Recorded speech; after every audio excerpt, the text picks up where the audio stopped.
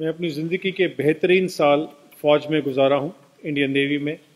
कारगिल जंग के समय में तब मैं प्रेसिडेंट था पीरामल्स का और कारगिल गया था, क्योंकि देश की भक्ति से बड़ी भक्ति शायद कोई नहीं होती। मैं जब इसके ऊपर रिसर्च करने में जुड़ा था और हलाल नियंत्रण मंच से जुड़ा था, तो हमने इसके ऊपर में बहुत सारी रिसर्च की थी। मैं वो आपके साथ में साझा करना चाहता हूँ। एक पैरेलल इकोनॉमी रेज की है कांग्रेस ने उनके समय से। मणिशंकर अय्यर ने तब ये इसके ऊपर में शुरुआत किया था, जिससे कि पूरे मुस्लिम समुदाय को एक टैक्स के तौर पर, एक जजिया के तौर पर, हिंदू, मुसलमान, Hindu, Sikhs, schedule caste, schedule tribe, Valmiki समुदाय एक टैक्स दे। और आज हम वो टैक्स दे रहे हैं। आज हम मीट के नाम पर टैक्स दे रहे हैं,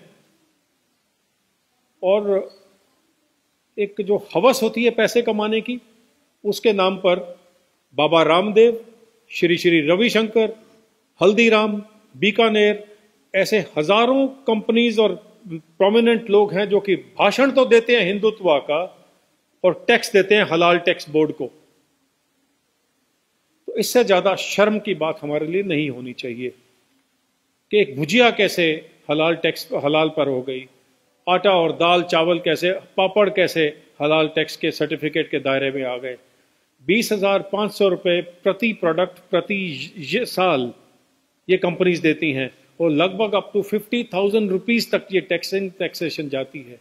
ये उन बोर्ड्स को जाती है जो कि इस कमाई को टेरर के साथ में सपोर्ट करते हुए पाए गए हैं, उनके चार्टर में है। तो सरकार इस बात पर कैसे नियंत्रण नहीं काबू कर पा रही, मैं ये जानना चाहूंगा सेंट्रल गवर्नमेंट से। हम ये प्रश्न पूछना चाहते हैं उनसे कि क्यों कोई भी 5 स्टार होटल, कोई भी 5 स्टार होटल इस देश में सिवाय हलाल के सर्व कुछ नहीं करता है, लेकिन बताते कहीं नहीं है। कोई भी रेस्टोरेंट, कोई भी ढाबा सिर्फ हलाल मीट सर्व करता है। कोई भी एयरलाइंस, कोई भी ट्रेन सर्विसेज, आर्म्ड फोर्सेस सिर्फ हलाल सर्व कर रही हैं।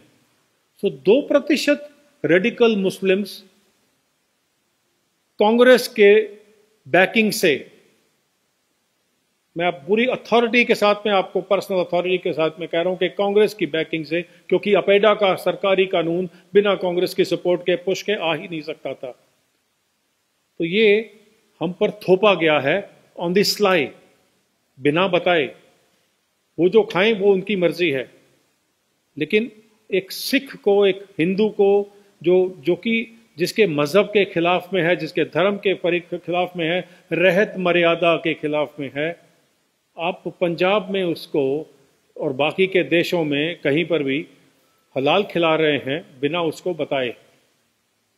केरला सरकार में अभी एक विरोध हुआ था क्रिसमस से पहले, क्रिश्चियंस ने किया था, कहा था कि हमें हलाल मीट कैसे सौंपा जा रहा है, कैसे परोसा जा रहा है, और उसको पूरे दम से उन्होंने हटाने की कोशिश की, उस विरोध को शांत करने की कोशिश की।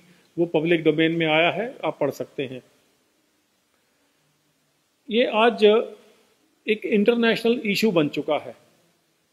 बेल्जियम से, जैसे मेरे कलीग जस्टिस पवन कुमार ने बताया, बेल्जियम में क्या हुआ। ऑस्ट्रेलिया में बैन हो चुका है, यूरोप में बैन हो गया है। स्टन करना एनिमल को कंपलसरी है, क्योंकि आप एनिमल को तड़पता छोड़कर उसको नहीं मार सकते। ये हमारे कानून में है, लेकिन फिर भी उस सारे कानून की बिना देखरेख के, बिना उसको हवा में धज्जियां उड़ा के उसकी, और तो और टिल रिसेंटली जो हमारी जो एक मंदिर है इस देश का, पार्लियामेंट, उसकी कैंटीन में भी हलाल सर्व होता था। तो उनके पीछे पड़े कि ये क्या कर रहे हैं आप। तो जो अभी आए ओम बिरला जी, स्पीकर साहब, उन्होंने उसको हलाल को वहां से हटाया और सिर्फ वेजिटेरियन किया। क्या आपने किसी को बताया वहां पार्लियामेंट में कि आप जो दूसरे समुदाय के लोग हैं वो हलाल खा रहे हैं? क्या आप झटका मीट मुसलमानों को सर्व कर सकते हैं? क्या आप उनके साथ में वो कर सकते हैं जो आपने हमारे साथ में किया? तो ये गद्दारों की अगर लिस्ट बनाई जाए तो उसमें सबसे ऊपर में गांधी फाउंडेशन, गांधी डायनेस्टी आती है। जो उन्होंने सिखों के साथ किया वो अलग बात है, उन्होंने किसी को नहीं छोड़ा है अपीजमेंट के लिए, या उनकी जो बैकग्राउंड रही है, कनेक्टिविटी रही है इन लोगों के साथ में। अभी हलाल ब्रॉथल्स हो गए हैं, हलाल बैंकिंग तो आनी है, बाकी अभी लिपस्टिक हलाल होना चाहिए, ड्रग्स हलाल होना चाहिए, शरीयत लॉ 2%। फिर जो रेडिकल्स हैं, सभी मुस्लिम्स तो रेडिकल नहीं होते, बहुत मिनिमम होंगे, वो 2% रेडिकल्स और 100% रेडिकल कांग्रेस, ये मिलके एक गठबंधन बना के पूरे देश को हलाल कर रहे हैं। और हम चुपचाप से सहन कर रहे हैं, बिकॉज हमें तो कोई जूता मार जाए हमें फर्क नहीं पड़ता है। Beat Sikhs, beat Hindus, we have become important, very important, नपुंसक हो चुके हैं, क्योंकि हमें आवाज उठाना अपने ही हक के लिए आता नहीं है। और ये बहुत शर्म की बात है जो मैं आपके साथ में साझा कर रहा हूं। जी, तो समझ में नहीं आता है कि आवाज कैसे उठाएं, आप कहते हैं। तो यही, इसी के लिए आप लोगों से प्रार्थना है। हलाल क्या है ये लोगों को पता नहीं है। हलाल सिर्फ मुसलमानों का एक रिलीजियस तरीका है, वो हिंदू सिखों के धर्म के विरुद्ध है। ये हमें समझ में नहीं आता है। क्यों वैक्सीन हलाल होना चाहिए, क्यों ऐसा कुछ लोग इसके ऊपर में प्रेशर कर रहे हैं। मैं उन देशों से पूछना चाहूंगा, जैसे पाकिस्तान ने बताया था, पीछे उनके बहुत बड़े प्रवक्ता हैं, कि मुसलमानों ने तो एक बॉल पॉइंट की निब तैयार नहीं किया है, वैक्सीन कहां से तैयार करेंगे। अभी कुछ एक कंट्रीज ने बोला है कि जो पोर्क का अगर जेलेटिन है तो वो कोई बात नहीं, उसको चलने दीजिए, इंसानियत को बचाना जरूरी है। ये मुस्लिम देशों ने कहा है, लेकिन उसको मनाने के लिए फंडामेंटलिस्ट को कहां राजी करेंगे।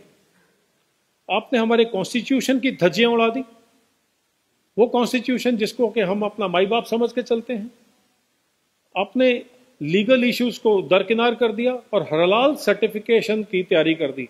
सो एयर इंडिया के किसी भी जहाज में आप जाइए, आपको एयर होस्टेस सिर्फ मांगने पर हलाल सर्टिफिकेट की फोटो देगी।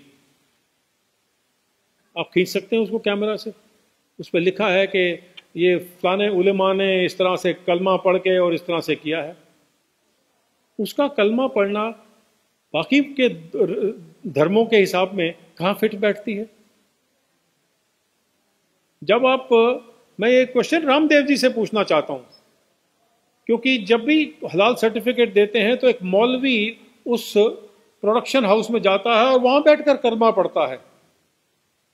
तो रामदेव जी, पैसा तो आपने अपने लिए तो कुछ नहीं कमाना है, आप तो गेरुए वस्त्र पहन के चलते हैं, कुछ खाते पीते नहीं है, लेकिन कॉन्शियस आत्मा बेच